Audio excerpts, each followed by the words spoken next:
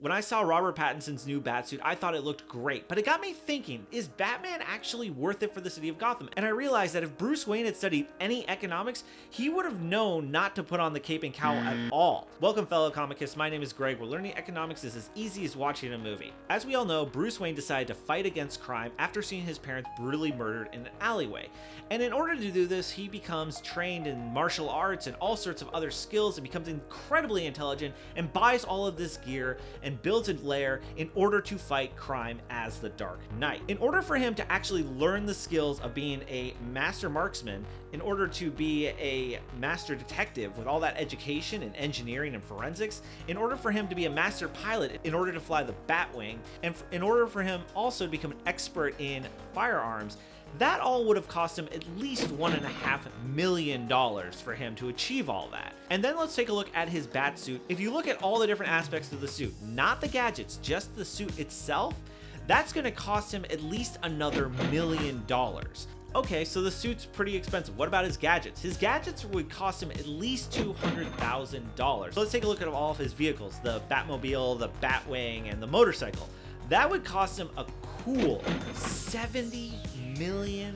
And then finally, the most expensive thing, which would be the Batcave. In order to equip the Batcave as we see it in the movies and in the television show, that would cost him $600 million. That doesn't also include Alfred's yearly salary, which would be at least $300,000, and for him to actually spend money on equipment and medical supplies and upgrades and repairs, which would be at least another $200,000. But just to get started up, you're looking at $672 million right there, right out of the gate.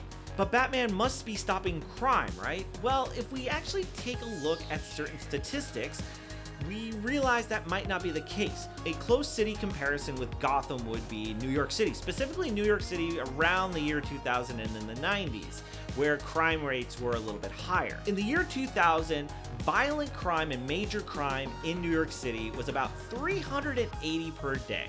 And when I say major crimes, I mean felony assaults, murders, and burglaries, and larceny. You know, the big things that Batman would actually want to stop. So let's take a look at Batman. He's only Batman for a certain amount of time, which is at night. So that's probably what, maybe 12 to 14 hours?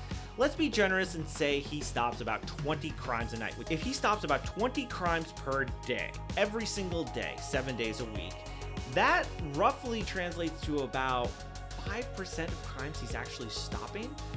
Is that really much of a deterrent for criminals to not want to commit crime? If your chances of running into Batman are slim to none, why would someone stop at all? So he's not really stopping crime. And we also know that he doesn't kill anybody. He turns people over to the Gotham police and also to the prosecutors. And we know that Gotham is ripe with corruption. So who knows how many of those criminals actually get convicted? So if Batman is spending all of this money and is not really stopping crime in an efficient way, what are some other things that he could spend those resources doing?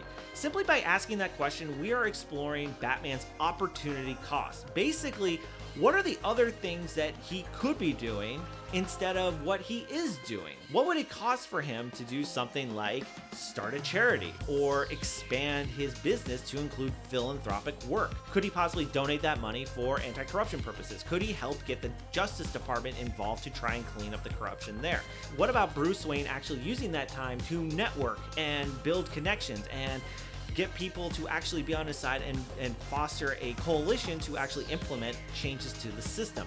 What about if Batman actually used that $670 million in ways that would be beneficial to those who might feel like they have to resort to crime? In other words, trying to help the disenfranchised and the poor, maybe providing psychiatric services for people, or upgrading some of the security systems at Arkham Asylum. These are all different options that Bruce Wayne could take that would be so much more effective than what he's doing right now at reducing crime. If Bruce Wayne actually spent a little bit of time studying microeconomics, he would realize that the opportunity cost of being Batman just isn't worth it. And there's so much more to learn about microeconomics, and I have an entire playlist right over here dedicated to microeconomics. Just click up there to learn more, and I will see you in the next video.